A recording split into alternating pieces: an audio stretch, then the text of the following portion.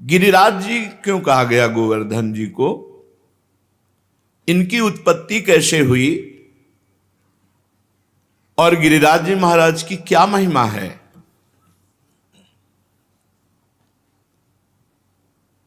श्री नंद बाबा ने गर्गाचार्य जी को प्रेरित किया महिमा वर्णन करने के लिए। उपनंद आदि बड़े बड़े महापुरुष ये सब बैठ करके गिरिराज महाराज की महिमा सुन रहे हैं। साक्षात परिपूर्णतम भगवान श्री कृष्णचंद्र जो असंख्य ब्रह्मांडों के अधिपति हैं, कर्तुम अकर्तुम अन्यथा कर्तुम सर्व समर्थ हैं। जब पृथ्वी का भार उतारने के लिए स्वयं इस भूतल पर पधारे तो उन जनार्दन ने अपनी प्राण प्रिय प्राण वल्लभा अपनी उपास्य श्री राधा किशोरी से कहा, प्रिय तुम्हें हमारे साथ भूतल में हमारे लिए चलना होगा नवनिवृत्त निकुंज से। किशोरी जी ने कहा, प्राणनाथ आप चलने की बात कैसे सोच सकते हैं? जहां वृंदावन नहीं, जहां यमुना सखी नहीं, जहां गिरिराज गोवर्धन नहीं, वहां मेरा पदार्पण हो ही नहीं सकता। भूतल पर अगर हमारी सखी यमुना जी नहीं, गिरिराज गोवर्धन नहीं, तो प्राणनाथ जहां वृंदावन नहीं वहां राधा किशोरी नहीं जा सकती। श्री लाडली जी की बात सुनकर हरिजू ने मुस्कुरा दिया और कहा, हमने पहले से व्यवस्था की है।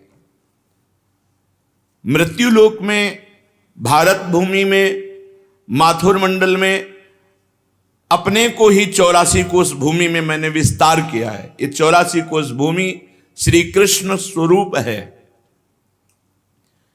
उस 84 कोष भूमि में आपके विलास के लिए, आपकी सेवा के लिए जो जो चाहिए वो हमें पहले से पता है। यमुना जी, गोवर्धन और संपूर्ण आपके सुख के लिए वृंदावन की शोभा भूतल पर उतरेगी। नंद बाबा ने पूछा, क्या पहले से गिरिराज जी महाराज ब्रजभूमि में प्रकट हो गए? तो कहा, नहीं, इस शालमली द्वीप के भीतर द्रोणाचल के गर्भ में उत्पन्न हुए थे। जो द्रोणागिरी है उनके पुत्र हैं गोवर्धन जी महाराज, वहां प्रकाशित हुए थे। जब गिरिराज जी महाराज प्रकट हुए थे तो समस्त देवताओं ने पुष्प वर्षा करके गिरिराज जी महाराज का अभिनंदन वंदन किया शालमली द्वीप द्रोणागिरी पर। हिमालय आदि पर्वतों ने, सुमेरु आदि पर्वतों ने आकर के गिरिराज जी का पूजन किया, प्रणाम किया, परिक्रमा की और विधिवत पूजन करने के बाद समस्त पर्वतों ने हाथ जोड़कर गोवर्धन जी की स्तुति प्रारंभ की। त्वं साक्षात् कृष्णचंदस्य परिपूर्णतमस्य च गोलोके गोगणैर्युक्ते गोपी गोपाल संयुते त्वं हि गोवर्धनो नाम वृंदारण्ये विराजसे त्वन्नो गिरीणां सर्वेषां गिरिराजो शिशाम्प्रतम नमो वृंदावनांकाय तुभ्यं गोलोक मौलिने पूर्ण ब्रह्म तपत्राय नमो गोवर्धनाय च। समस्त सुमेर, हिमालय आदि बड़े बड़े पर्वतों ने गिरिराज महाराज की स्तुति की। हे गिरिराज, तुम साक्षात परिपूर्णतम भगवान श्री कृष्ण का स्वरूप हो। भगवान श्री कृष्ण की प्राण प्यारी गौओं का समुदाय, गोपाल, गोप सुंदरी गोपियों का समुदाय, ये सब आपकी तलहटी में आनंद प्राप्त करेगा। तुम्हारा नाम गोवर्धन है, तुम वृंदावन में नित्य विराजोगे। इस समय हम समस्त पर्वतराज आपको गिरिराज पदवी प्रदान करते हैं। द्रोणागिरी की गोद में प्रकट हुए गोवर्धन महाराज को गिरिराज पदवी प्रदान की समस्त विश्व के महान महान पर्वतों ने। वृंदावन सच्चिदानंदमय है, गोवर्धन भगवान द्रोणागिरी में विराजमान है। समस्त देवता गिरिराज सुमेरु आदि स्तुति करके गोवर्धन जी महाराज को प्रणाम करके परिक्रमा करके सब अपने अपने स्थान को गए। उसी समय महिमा सुन करके कि द्रोणागिरी पे गोवर्धन जी महाराज प्रकट हुए हैं, बड़े ही तप के धनी पुलस्त ऋषि कौतुकवश दर्शन करने के लिए गिरिराज जी द्रोणागिरी पर पहुंचे। देखा द्रोणाचल की गोद में गौर श्याम वर्ण, गिरिराज जी के शिलाओं में आभा प्रकट होती गौर श्याम। एकाग्रता पूर्वक जब गिरिराज जी की परिक्रमा करो, दूर से देखो तो कुछ शिला में गौर रंग, कुछ शिला में श्याम रंग आपको दिखाई देगा। गोवर्धन भगवान ऐसे माधवी मालती सुंदर सुंदर लताएं गुफाएं, बड़े सुंदर वृक्ष जो मीठे फलों के भार से सुंदर सुंदर सरोवर कुंड झरने, महाराज देखते ही पुलस्त ऋषि लुट गए। ये तो महान तपस्या करने की स्थली है, इनकी कंदराओं में तो बहुत आनंद आएगा ध्यान करने में भगवान का। सैकड़ों शिखर गिरिराज जी महाराज के रत्नमय, विविध रंग बिरंगे धातु, विविध शोभा पुष्पों की, नाना प्रकार के पक्षी खग कोलाहल कर रहे, झरने गिर रहे, मृग और बहुत से बंदर, मयूर, केकिका धुनी, बड़ा आनंद गिरिराज महाराज। पुलस्त जी के मन में इच्छा हुई कि ये पर्वत हमारे अधिकार में आना चाहिए, गोवर्धन। द्रोणाचल से कहा, द्रोणागिरी मैं तुम्हें आदेश करता हूं अपने पुत्र का मुझे दान करो। द्रोणागिरी के पुत्र हैं गोवर्धन जी महाराज। तुम पर्वतों के स्वामी हो, तुम्हारा बड़े बड़े ऋषि मुनि तपस्या के द्वारा आदर करते हैं, तुम बड़ी औषधियों के पुंज हो, दिव्य औषधियां तुम में प्रकाशित होती हैं। जब लक्ष्मण जी को वीर घातनी शक्ति मेघनाथ ने मारी थी तो यहीं से औषधि, तो हनुमान जी महाराज को लगा कि कौन सी औषधि है, क्योंकि उन्होंने बताया प्रज्वलित तेजोमयी, तो कालने मैंने साफ प्रज्वलित तेजोमय कर दी थी कि हनुमान जी भ्रम में पड़ जाए। लेकिन बुद्धिमान अग्रगण्यम बलवताम वरिष्ठम, पूरा द्रोणागिरी उखाड़ लिया, जो मन आवे सो छांट लो औषधि। तुम औषधियों से संपन्न हो।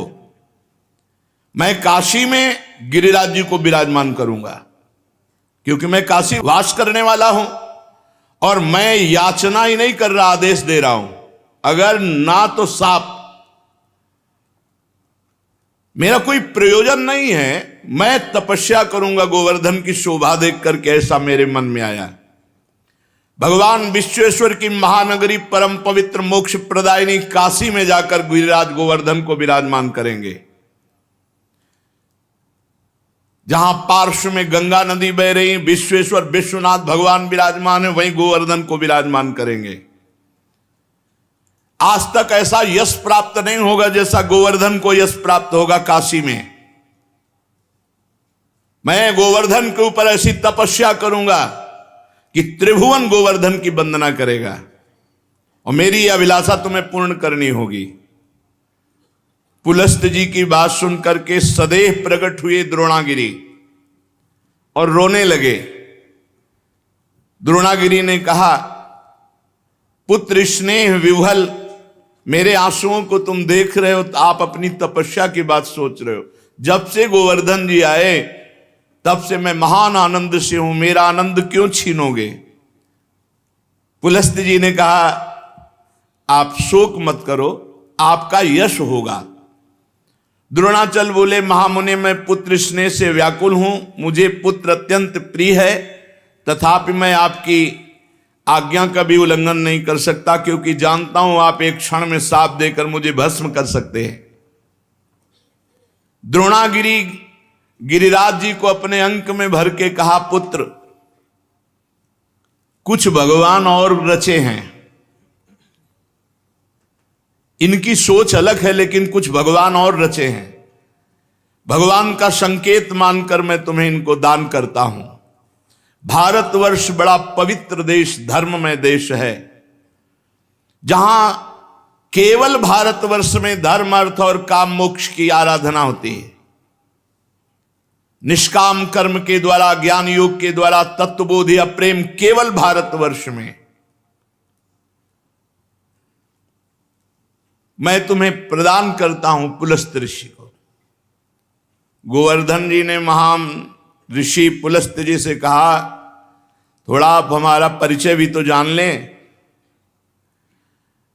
8 योजन लंबा, 8 चौको 32 कोश, 2 योजन ऊंचा, 8 कोश ऊंचा, 5 योजन चौड़ा, 20 कोश, 5 चौको 20। ऐसे थे गिरिराज जी जब यहां आए थे। साफ हो गया महाराज का आगे तो रोज तिल तिल घट रहे हैं। ऐसी दशा में आप देख पाओगे कि मुझे ले जाकर काशी में विराजमान कर दो। पुलस्त जी ने कहा, बेटा मैं पुलस्त हूं, अगर संकल्प करूं तो पूरे भूमंडल को उठा के चल सकता हूं। मेरे हाथ पर केवल तुम बैठ जाना, मैं काशी में ही छोड़ूंगा तुम्हें। गोवर्धन ने कहा, फिर एक बार क्या बोल गए आप, सोच लो। एक बार हाथ में आ गया, उतार दिया तो फिर तुम्हारी सामर्थ्य नहीं होगी कि आप मुझे हिला भी सको। मेरी प्रतिज्ञा और आपकी प्रतिज्ञा एक। आपने कहा मैं यहां से उठाऊंगा और काशी में रखूंगा, और मैं कह रहा हूं अगर बीच में रख दिया तो मैं आपके यहां उठाए फिर नहीं उठूंगा। पुलस्त जी ने बात तय कर ली। शाल्मली द्वीप से लेकर कितने बड़े महान तपस्वी भारतवर्ष के कौशल देश के रास्ते में लिए हुए गिरिराज जी को आ रहे हैं। पर्वत द्रोणागिरी विकल हो गए। गोवर्धन जी ने द्रोणागिरी को प्रणाम किया और कहा, सदैव आपके साथ हमारा नाम, हमारे साथ आपका नाम जुड़ा रहेगा। आंसुओं से अभिषिक्त होकर द्रोणागिरी ने गिरिराज महाराज को विदा किया। दाहिने हाथ पर पुलस्त ऋषि ने उठा लिया और बड़ी तीव्र गति से चले।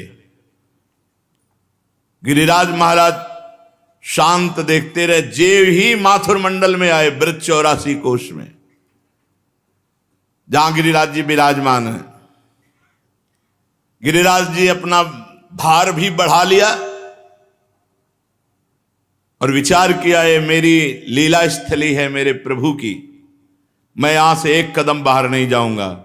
यहां भगवान श्री कृष्ण श्री किशोरी जी के साथ, ब्रजगोपियों के साथ, ग्वाल वालों के साथ यहां दिव्य लीला करेंगे, उसका मुझे आनंद मिलेगा।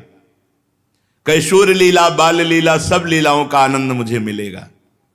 इतना ही नहीं, मेरे ऊपर दान लीला, मान लीला, ये सब प्रभु करेंगे। मैं एक कदम यहां से नहीं जाऊंगा ब्रजभूमि से।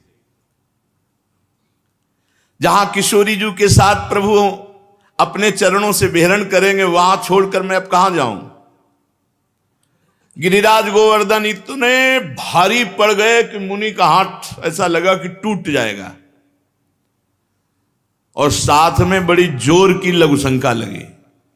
गिरिराज महाराज की लीला, भार तो तप बल से रोक रहे थे, लेकिन लघुशंका तप बल से कहां तक रोके। वो बात थी कि अगर रख दिया तो भी तुम्हारी ताकत नहीं कि उठा सको।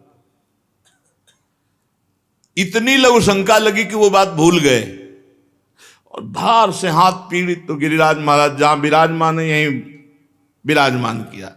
लघुशंका किया, आचमन किया, पवित्र हुए और गोवर्धन से गाओ कर कमल में विराजमान हो। बोले खत्म खेल, हमारी और आपकी प्रतिज्ञा थी कि आप रख दोगे, उठा नहीं पाओगे। तो उनका तुम्हारे आने से मैं अभी उठाकर तुम्हें ले चलता हूं। पुलस्त ऋषि ने अपना सारा तेज तप बल सब लगा दिया, गिरिराज महाराज टस से मस नहीं हुए।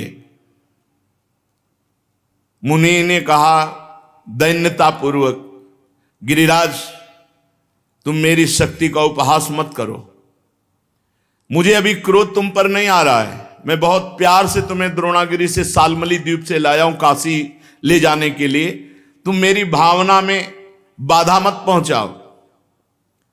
गिरिश्रेष्ठ चलो, भार अधिक मत बढ़ाओ, मैं जान गया हूं कि तुम रूठ रहे हो, लेकिन शीघ्र तुम्हारा सम्मान काशी में होगा।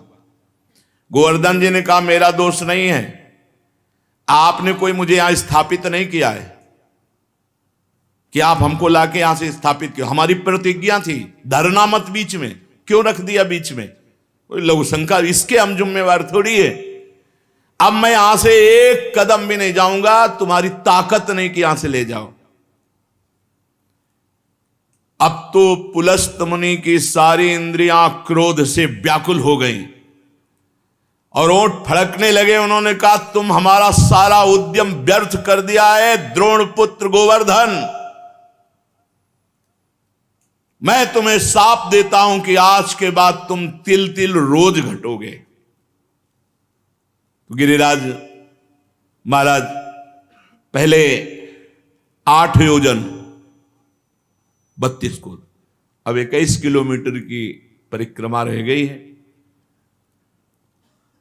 कितने ऊंचे? 2 योजन 8 कोस ऊंचे, 5 योजन चौड़े, बहुत देखो तिल तिल रह गए। भजन कर लो, कलयुग और आगे बढ़ेगा, तब गंगा और गिरिराज अंतर ध्यान हो जाए। जब तक गंगा और गिरिराज हैं कलयुग का तांडव नहीं हो सकता। पर रोज एक एक तिल गिरिराज जी क्षीण हो रहे हैं। शाप दे दिया, तिल तिल भर तुम रोज क्षीण हो गए। गिरे त्वाति धृष्टेन न कृतो में मनोरथा तस्मात् तु तिल मात्रम ही नित्यम त्वम क्षीणताम ब्रज। ब्रजवास करो लेकिन एक एक तिल रोज क्षीण हो गए। गर्गाचार्य जी कहते हैं यावत भागीरथी गंगा यावत गोवर्धनो गिरी तावत कलेह प्रभावस्तु भविष्यति न करहिचित। जब तक गिरिराज गोवर्धन विराजमान है, भागीरथी गंगा प्रवाहित है, तब तक कलयुग अपना तांडव नहीं कर सकता। हाँ, उसका प्रभाव रहेगा। तांडव शब्द से मतलब है भ्रष्टाचार ही भ्रष्टाचार, भ्रष्टाचारा सब संसारा धर्म सुने नहीं काना कलिकाल बिहाल के मनुजा नहीं माने को अनुजा तनुजा। ऐसा भ्रष्ट आचरण, न कहीं स्वाहा न स्वधा न राम न कृष्ण न हरि, अब बिल्कुल भ्रष्टाचार। तब भगवान कल की रूप में आकर दुष्टों का संहार करके फिर नवीन शांति की स्थापना करेंगे। उस दिन से गोवर्धन महाराज ब्रज में विराजमान हुए, पर महाराज पुलस्त जी के शाप से तिल तिल क्षीण होते गए। जब तक भागीरथी गंगा गोवर्धन पर्वत भूतल पर विद्यमान है, तब तक कलिकाल का प्रभाव कदापि नहीं बढ़ेगा। ये गोवर्धन का शालमली द्वीप द्रोणागिरी से ब्रजधाम आना है। ये पावन श्री गिरिराज महाराज जी का चरित्र है। एक समय की बात है कि गोदावरी तट पर एक ग्राम में एक ब्राह्मण रहता था।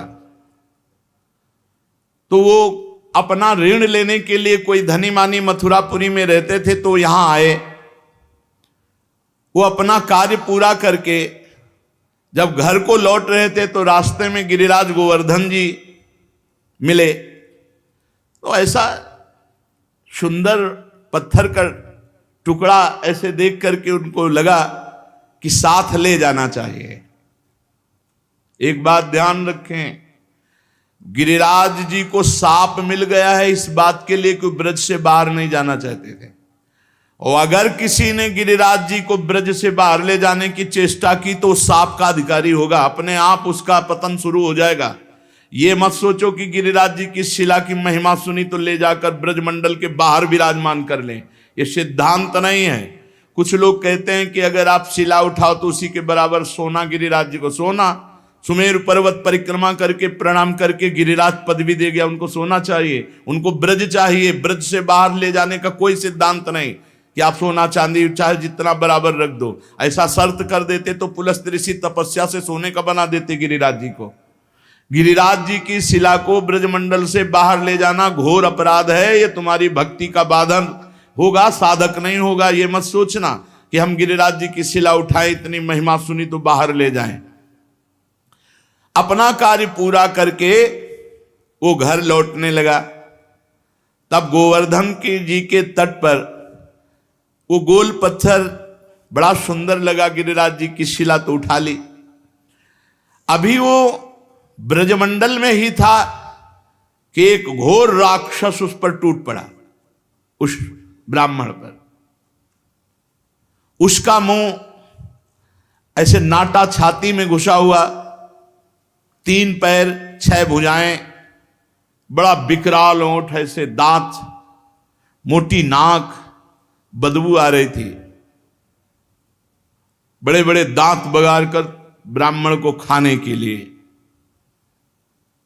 राक्षस बहुत भूखा था। वो दहाड़ता हुआ ब्राह्मण के ऊपर।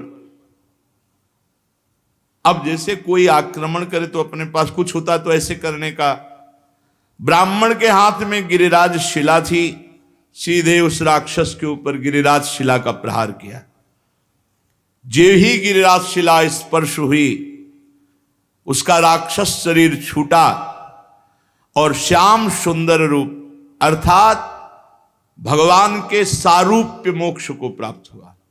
जैसा भगवान श्याम सुंदर का रूप वैसा रूप, विशाल नेत्र, प्रफुल्ल कमल दल के समान बनमाला धारण किए हुए, पीतांबर मुकुट, कानों में कुंडल, एक हाथ में बेंत। ऐसा लग रहा था साक्षात श्याम सुंदर प्रकट हो गए। जब वो दिव्य रूपधारी हो गया और ब्राह्मण देवता के आगे घुटने टेक दिए और कहा, हे ब्राह्मण श्रेष्ठ, तुमने मुझे आज निष्पाप कर दिया। आज तक मैं निष्पाप नहीं हो पाया महामते। मेरी राक्षस योनि न जाने कितने समय से थी और मैं कब तक भोगता, लेकिन ये तुमने गिरिराज जी की शिला से जो प्रहार किया, मेरे सारे पाप नष्ट हो गए। तुम्हारे सिवा दूसरा कोई ऐसा नहीं जो मेरा उद्धार कर सकता। ब्राह्मण बोला, पहले तो भयंकर रूप में, अब इतने सुंदर रूप में मैं आश्चर्य में पड़ गया हूं। मेरे में तो कोई सामर्थ्य नहीं है, मेरे द्वारा तुम्हारा उद्धार कैसे हो सकता? मैंने तो कोई संकल्प भी नहीं किया। और एक पाषाण का क्या ऐसा फल हो सकता है कि उसके स्पर्श से तुम भगवान का स्वरूप हो गए? उसने कहा, ब्राह्मण, ये साधारण पाषाण नहीं है, ये गिरिराज गोवर्धन की शिला है जो साक्षात भगवान हरि का रूप है। अरे इसके दर्शन मात्र से कृतार्थ हो जाए जीव। जो गंधमादन की यात्रा करके बड़ी तपस्या पूर्वक फल की प्राप्ति नहीं की जा सकती, वो गिरिराज जी के दर्शन मात्र से और परिक्रमा से कोटि गुना पुण्य प्राप्त किया जा सकता है। गंधमादन पर्वत पर तपस्या करके जो फल प्राप्त नहीं किया जा सकता, उससे करोड़ गुना फल गिरिराज जी की परिक्रमा, गिरिराज जी के दर्शन से। अब देख लो, राक्षस था, गिरिराज जी के स्पर्श से श्याम सुंदर रूप हो गया। उस जो भगवत स्वरूप बना हुआ है, वो बोला, मलयाचल पर 1 भार स्वर्ण का दान करने से जिस पुण्य फल की प्राप्ति होती है, गिरिराज महाराज में 1 बार लौट जाने से उस फल की प्राप्ति होती है। रज में लौट गए, इस सुख को कौन जाने। वृंदावन की गुणन सुन हित सो रज में लोट, जय सुख को पूजत नहीं मुक्ति आदि सतकोट। ये यहां का लाभ है। अरे भाई, रज में लौटो, आचमन करो, बैठ के भजन करो, कीर्तन करो। जो मंगल प्रस्थ पर्वत पर ब्राह्मणों से वेद पाठ करवा करके उनको दक्षिणा दे, भगवान विष्णु के शास्त्र नाम का पाठ करवावे, वो जो फल प्राप्त होता है वो गिरिराज जी की तलहटी में बैठ के थोड़ी देर नाम कीर्तन करने से प्राप्त हो जाता है। थोड़ी देर भगवान नाम कीर्तन गिरिराज जी की तलहटी में, अरे लाभ लो भाई, ब्रजमंडल में आए हो जरूर जाना गिरिराज जी। बस नशा वशा गंदी बातें मत करो, उपवास करके दर्शन करो, एक दिन उपवास करके देखो, सारे पाप नष्ट हो जाएंगे। मानसी गंगा में स्नान करो, राधा कुंड आचमन, कृष्ण कुंड आचमन, रज में लोटो परिक्रमा। कितना मंगलमय देश है ब्रज 84 कोस। गिरिराज जी के समान पुण्य प्रदान करने वाला कोई भूमंडल पे दूसरा तीर्थ नहीं है। ऋषभ पर्वत, कूटक पर्वत, कोलक पर्वत, सोने से मढ़ी हुई सींग वाली 1 करोड़ गऊओं का दान करने से जो फल मिलता है, गिरिराज गोवर्धन की संपूर्ण तीर्थ स्थली के दर्शन मात्र से प्राप्त हो जाएगा। जैसे बताए गए जो तीर्थ स्थलियां, इनमें भ्रमण किए, ब्रजवासियों से पूछ ले, वो बता देंगे कि अमुक जगह। एक परिक्रमा जो रोड वाली है, उसमें तो आप ज्यादा दर्शन आदि का लाभ नहीं ले सकते, लेकिन अंदर वाली जब परिक्रमा करेंगे और एक ब्रजवासी कोई गाइड करने वाला हो, तो वो सब ये छुपे हुए जो तीर्थ स्थल हैं सबके दर्शन करा देंगे। गोवर्धन पर्वत की यात्रा करने से 1 करोड़ सोने से सींग बढ़ाकर गौ में दान करने का जो फल ऋषभ पर्वत, कूटक पर्वत, कोलक पर्वत पर है, वो गिरिराज जी की यात्रा मात्र से पूर्ण हो जाता है। ऋषिमुख, सहगिरि, देवगिरि की संपूर्ण यात्रा और पृथ्वी की पूरी परिक्रमा करने का जो फल है, उससे करोड़ गुना फल गिरिराज जी की लूट करके प्रदक्षिणा करने से प्राप्त हो जाता है, अर्थात दंडवती परिक्रमा से। भविष्य काल में उसका मंगल नहीं हो सकता जो एक बार गिरिराज जी से प्रीति कर ले। जय गिरिराज महाराज। श्री शैल पर 10,000 वर्ष तक जो तप और यज्ञानुष्ठानों का फल मिलता है, गोवर्धन के पुच्छ कुंड में, जहां अप्सरा कुंड है पुछरी की लोठा के पास, स्नान करने से वो फल प्राप्त हो जाता है।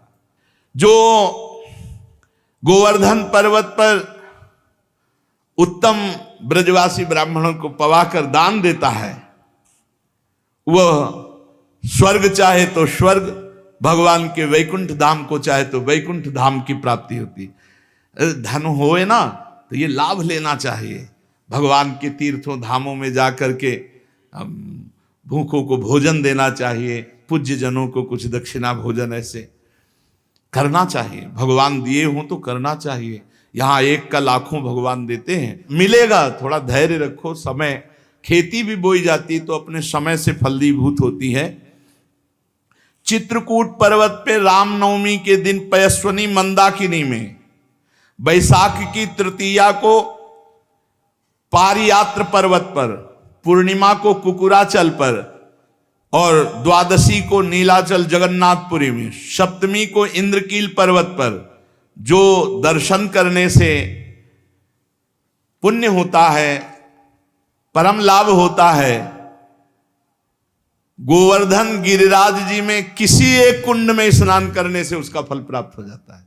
किसी एक कुंड पर बड़ा योग लिखे हुए हैं कि जैसे बृहस्पति के सिंह राशि पर स्थित होने पर गोदावरी में, कुंभ राशि पर हरिद्वार में, पुण्य नक्षत्र पुष्कर में, सूर्य ग्रहण कुरुक्षेत्र, चंद्र ग्रहण काशी में, एकादशी के दिन शुकर तीर्थ में, कार्तिक पूर्णिमा को गढ़मुक्तेश्वर में, जन्माष्टमी के दिन मथुरा जेल में, द्वादशी के दिन खांडोवन में, कार्तिक पूर्णिमा को वेंकटेश्वर नामक महावट, मकर संक्रांति तीर्थराज प्रयाग में, वैधृति योग बृहस्पति, रामनवमी के दिन अयोध्या में।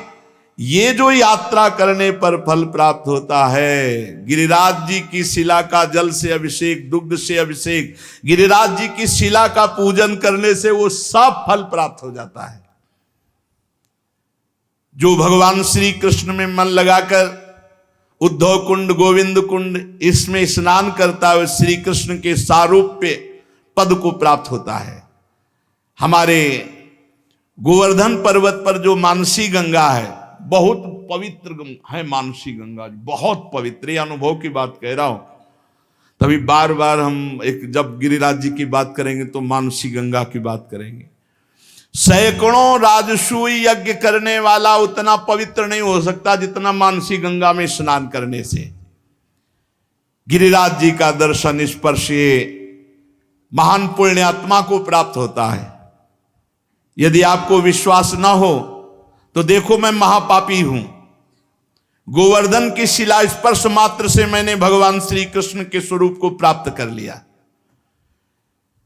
उस भगवत स्वरूप की बात सुनकर के ब्राह्मण को बड़ा विस्मय हुआ, गिरिराज जी के प्रभाव को जानकर बार बार पुलकित हुआ। फिर ब्राह्मण ने पूछा, इस समय तुम दिव्य रूप में हो, पहले तो मुझे राक्षस रूप में दिखाई दिए। तो सिद्ध ने कहा, मैं पूर्व जन्म में एक धनी वैश्य था, समर्थ था, खूब धन संपत्ति हमारे पास थी और रूपवान था।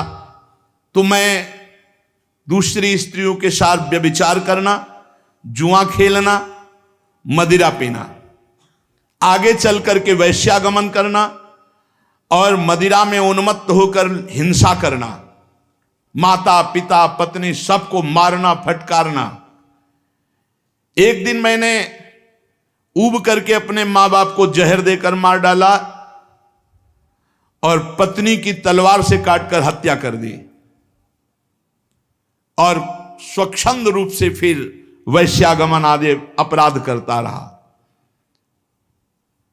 लूटपाट का काम करने लगा क्योंकि धन की आवश्यकता थी।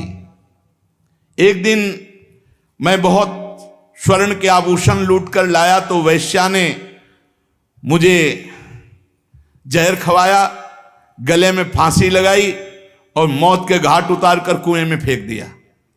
गंदे आचरण वाले की गंदी ही गति होती है। अब मैं महापातकी यमदूतों के मुदगरों से पीट पीट कर बांध कर नरक ले जाया गया, कुंभी पाक नरक में डाला गया। एक मनवंतर तक नरक भोगने के बाद मुझे तप्त सूर्मी नामक नरक में डाला गया। ऐसे मैं न जाने कितने नरकों को भोग कर फिर राक्षस बना। भारतवर्ष में कर्म वासना के अनुसार मेरा राक्षस योनि प्रकट हुई। कितने नरक भोगने के बाद, बहुत होश में, हर कर्म बिना दंड दिए नहीं जाएगा। 10,000 वर्ष से मैं भूखा तड़प रहा हूं, मारा मारा घूम रहा हूं, 10,000 वर्ष से।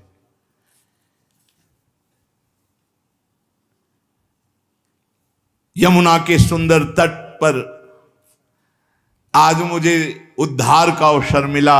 आपने जो गिरिराज जी की शिला मुझे मारी, उससे मैं भगवत स्वरूप हो गया।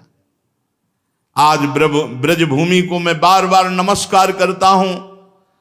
जिस ब्रजभूमि में मैं भूखा तड़पता पापी तुम्हें खाने के लिए, लेकिन तुम्हारे द्वारा गिरिराज जी के स्पर्श से साक्षात श्री कृष्ण स्वरूप हो गया हूं।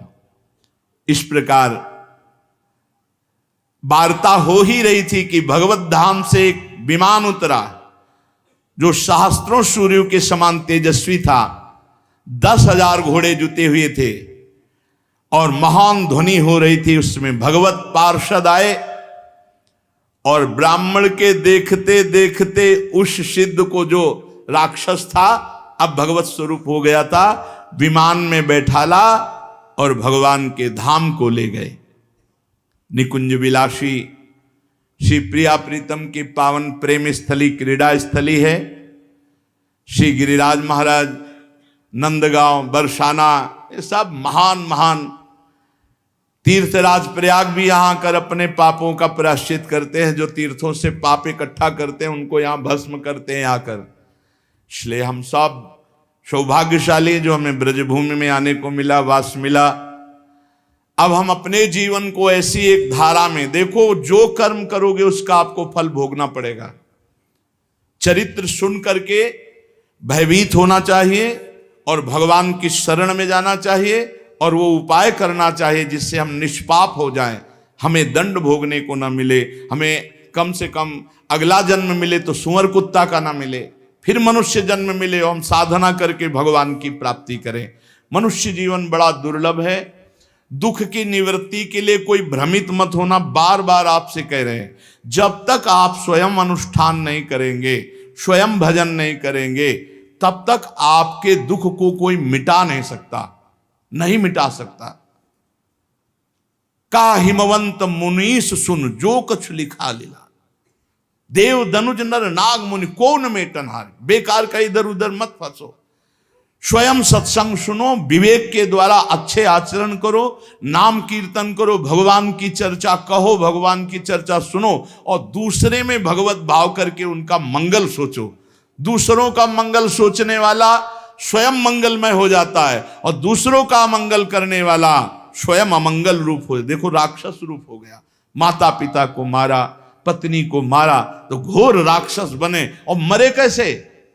जहर खवा के गला घोंट के अंधे कुएं में फेंक दिए गए, और हजारों वर्ष मनवंतर को मतलब तो बहुत होता है, ऐसे नरकों को भोग कर फिर राक्षस बने। हम लोग ब्रजमंडल में आए, सत्संग सुने, अब हमारा जीवन नीचे नहीं गिरना चाहिए, हमारी उन्नति होनी चाहिए, और वो होगी नाम जप से। रज का सेवन करो, चरणामृत पियो। बहुत बड़ी सामर्थ्य रोज चरणामृत पीने में है। अकाल मृत्यु हरणम सर्वव्याधि विनाशनम श्री कृष्ण पादोदकम पीत्वा पुनर्जन्म न विद्यते। खूब चरणामृत पान करके नाम जप करते हुए जीवन सार्थक कर लें।